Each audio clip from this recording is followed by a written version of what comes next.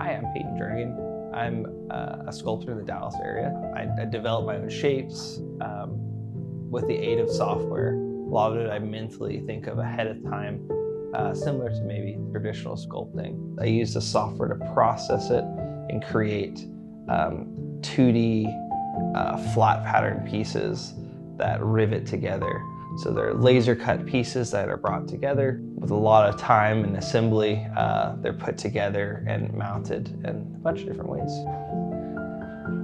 I saw there was two here that are just completely by themselves. So I was thinking we start with those, and then I know you know it more. True, I can kind of look and see what I've missed. Yeah, there's always a straggler. Oh yeah, no, that's part of the configuration line down the center. Oh, is it? I Okay. didn't wear it like a boa.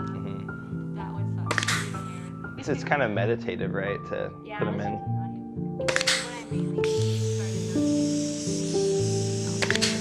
I work with it, I iterate on it, takes sometimes hours, days, weeks, months to kind of finalize shapes in the 3D environment.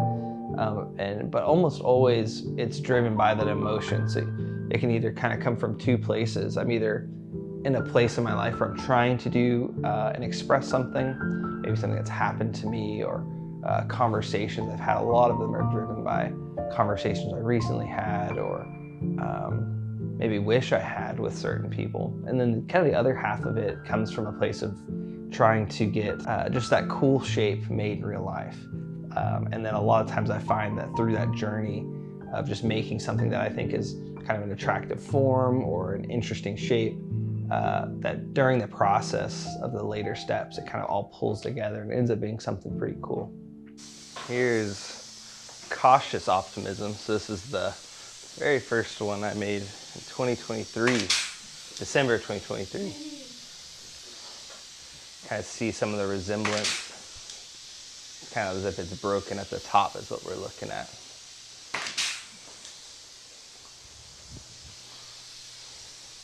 Cautious Optimism, the original one, is definitely the kind of the breakout piece. The one sitting over there definitely is a breakout piece. But it came from conversation between my wife and I. We'd been wondering if we wanted to have children. We've always thought, are we the kind of people to? Does it make sense for us? Because we're so involved in these passions. And after a lot of long conversations, we decided to. So that's where that kind of was ironically born from, was the idea that we kind of said, yep, we're going to do it. It's just a matter of when. During the assembly process, I was constantly frustrated with the labor that was involved, the confusion of finding the pieces and bringing it together. And there's all this chaos just internally. And it took so much dedication for myself. I wasn't familiar with it at all. I hadn't had to be that patient for really anything. And to me, it was really symbolic of us deciding to have children. Because to have children, you have to be patient. You have to change. You have to be a different person. So during that process, I really got to feel maybe some of the labor pains, so to speak, of having something new and different in your life. And that was December of 2023, and now it's March of 2025, and I've made almost 25, 30 sculptures between then and now, and I've gotten to go through that same process again, and it gets easier every time I go through it. Right now it's almost finished. We're tentatively calling it Broken Optimism. So this is kind of broken. The idea is that it's similar shape, but it's got this cut through it. The other one's connected. And some amount of it came out of a failure of the shape when I did it earlier. I tried to use a different technique, and that was at the beginning of this year, 2025. So very first few sculptures I did at the beginning of this year ended up not working at all. I had several failures back to back. So I was kind of feeling broken from it, and then I decided I can do my tried and true method and scale it up, and it would work without failure. And that's what kind of led to this piece, Broken Optimism. Kind of felt broken at the time. There's some other stuff going on personally where I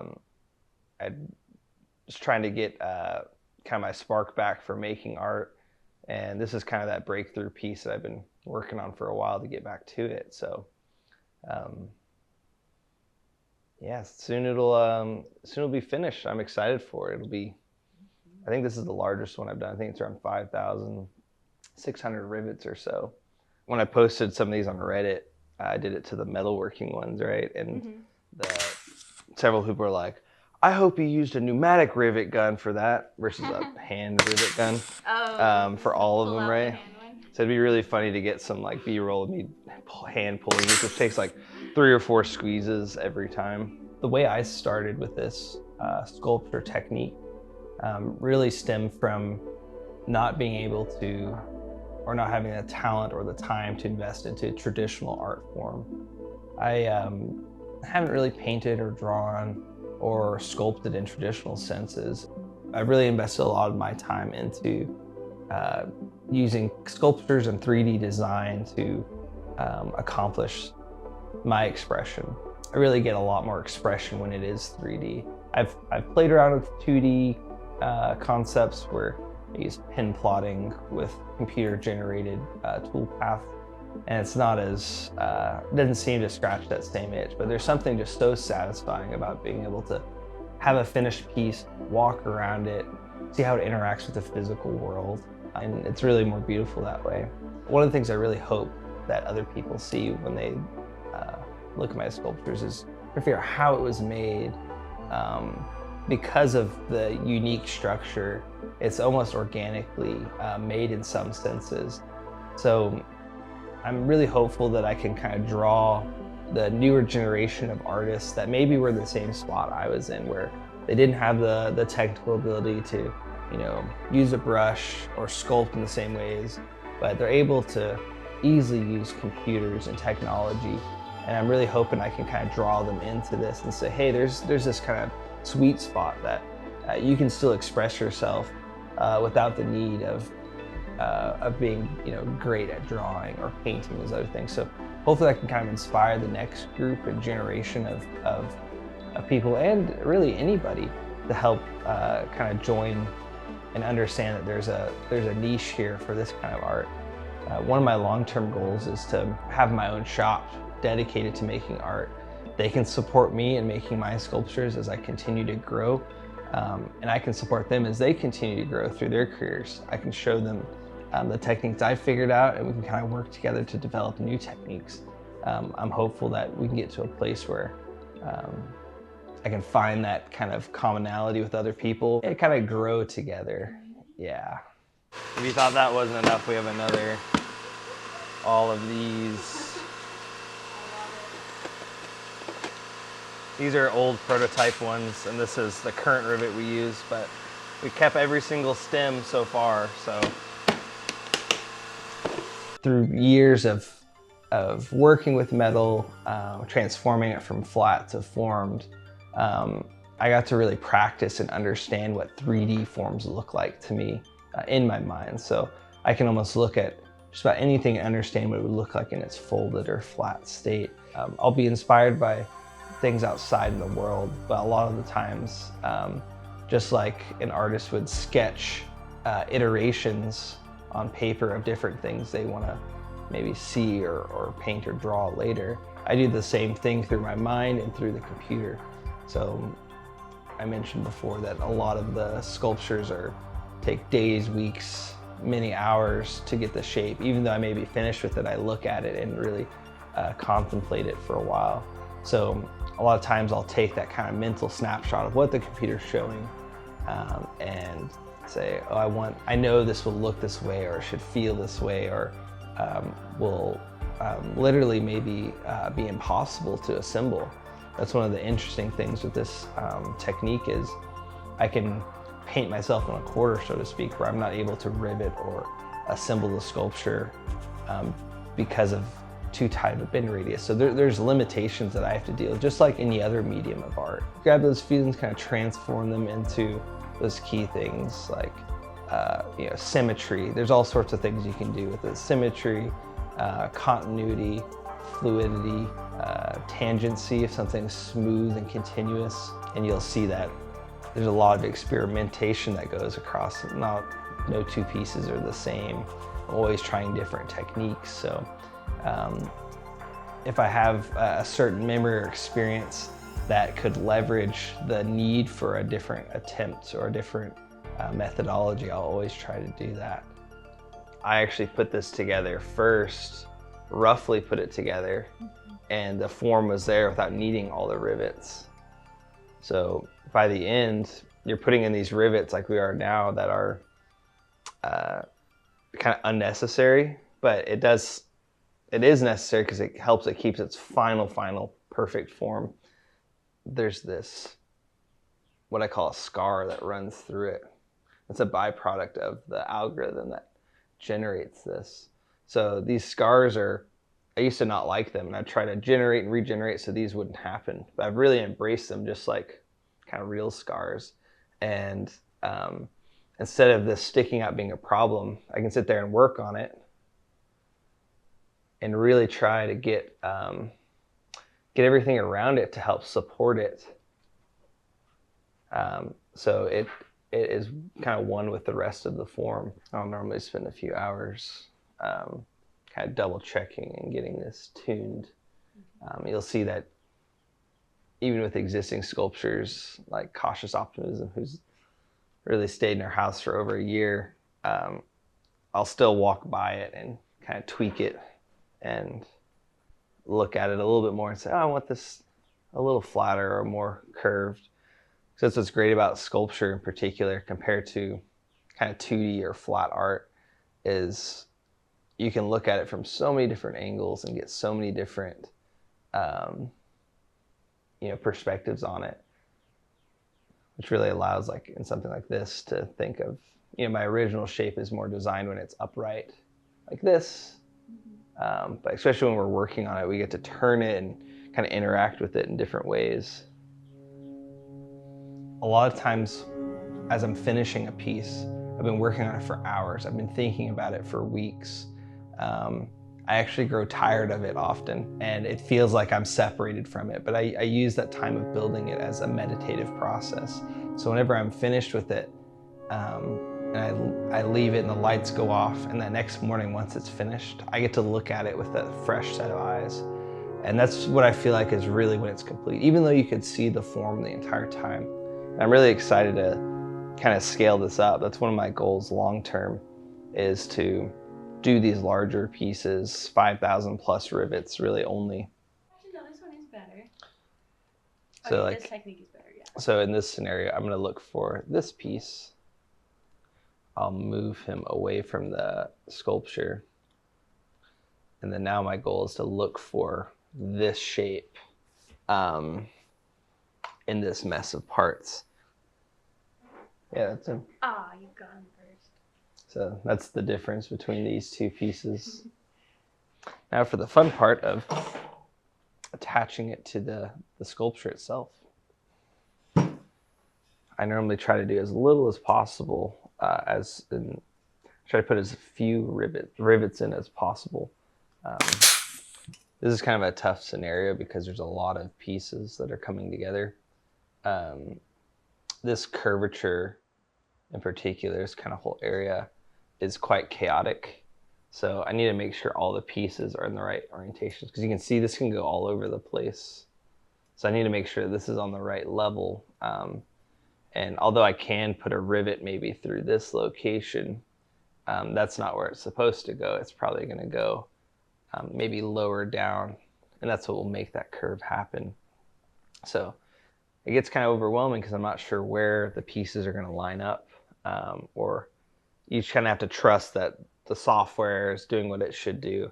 As long as I kind of am the minion of it and I just sit there and do as it says, then I'll be successful.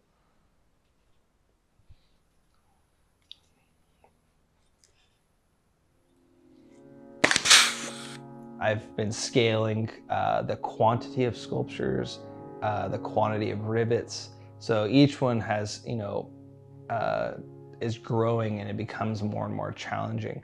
So I keep finding myself, finding new ways to be patient and new ways to stay focused.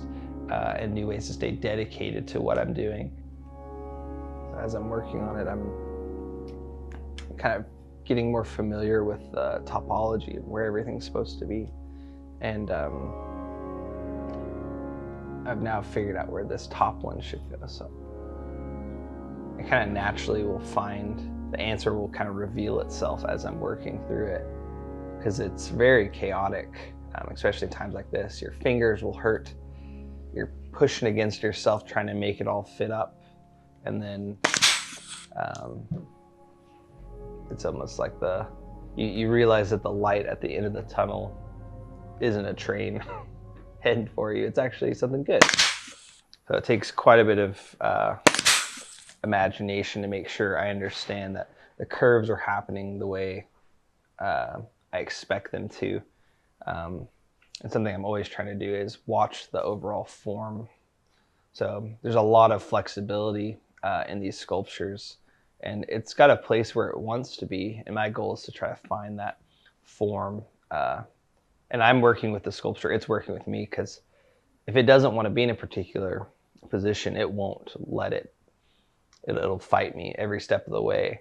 So I kind of have to sit there and mold and shape the piece to make sure it's matching the original vision, and it'll actually be a successful piece. Otherwise, if I fought it the whole time, I would get tired and it wouldn't look right. And now, if you were to cut back to where it was before, it was almost fuzzy and unorganized in this area. And now, after just spending some time with it, it's now kind of come into focus of the order and the structure of what's going on here. And even when we just started, it was kind of making me anxious, I guess, of saying, is it going to come together? And you always just have to sit there and say, just keep going, one rivet at a time, and it'll find its form ultimately. And it's only till the very, very end I get kind of two last decisions. It's how I mount the piece. So is it being put on a wood plate or base of some sort? Is it going to be put onto, is it going to be freestanding without the need of one? There's a lot of decisions to be made specifically with how it ends up being mounted. So it could be put on the wall, it could do all sorts of things. So I've recently started painting the pieces. I can kind of save those decisions for the end. So it's almost like the cherry on top is I get this whole creative process at the beginning, I get to kind of relax in the middle, let this process happen as I'm doing now. And then at the very end, I get to say, all right, what color do I want? What textures can I put to this? What complements the piece? And it's important that that happens at the end, in my opinion, because I can decide final piece in its 3D form will kind of speak to me and say, all right, this would look nicer with this color or that color or this texture. Versus in 3D, I could render those things and spend time doing that, but it's never the same as when it's actually in front of you, in front of your own eyes. This is broken optimism. You can see how much smaller it is. It's only about half of it's done. This other side would come up just like the one we're working on. I was experimenting with a different technique. This is the matter of time technique. This is as well. And this is the very first matter of time I did. That failure is part of it. I think that rings true with a lot of the process of making these pieces in the first place.